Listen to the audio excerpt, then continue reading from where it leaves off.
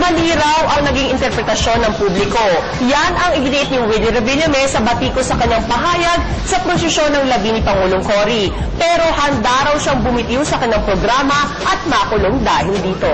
Nagpapatrol, Ginger Conejero. Paghingi ako ng paumanhin sa mga nasaktan. Sana maintindihan nyo, wala po akong ibig sabihin sa sambayanan. Kung nasaktan po yung mga nasaktan, pagpasensyaan niyo po ako at patawarin niyo ako. Actually, ang intensyon ko doon sa sarili ko, yung mabigay yung respeto at yung maging solemn. Humihingi ng paumanhin si Willie Revillame bilang reaksyon sa mga negatibong reaksyon ng maraming tao sa mga kontrobersyal na eksena sa Wawawi. Hindi siguro magandang tignan, pinapakita niyo yan, nagsasaya kami. Habang nililipat ang mga labi ni dating Pangulong Cory Aquino mula Lasal Green Hills patungo Manila Cathedral. Ayon kay Willie, out of context ang mga napapanood sa internet sites. Paliwanag niya, 2 beses lumabas sa mga traffic updates sa Monday show.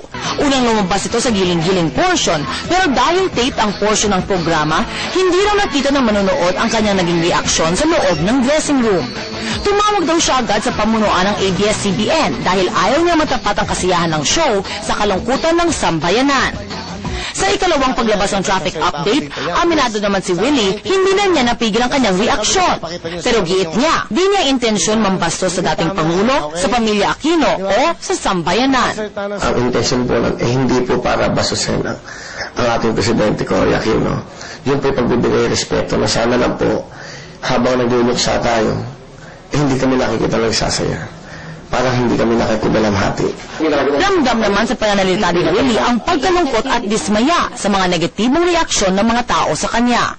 Kung ako hindi na welcome at sa tingin ko na ako hindi na welcome sa bawat Pilipino sa araw-araw na gusto nyo makasama, ako po ay aalis sa programa.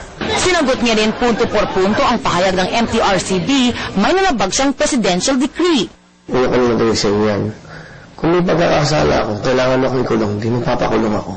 Sa gitna ng mga negatibong pangyayari, umaasa si Willie na maiintindihan siya ng taong bayan, gaya ng pag-unawa ng pamilya Aquino. Ang importante na kausap ko ng Aquino family, na tatanggap nila, na talagang wala akong intensyon na mambastos sa kanila. Ginger Conejero, Patrol ng Pilipino.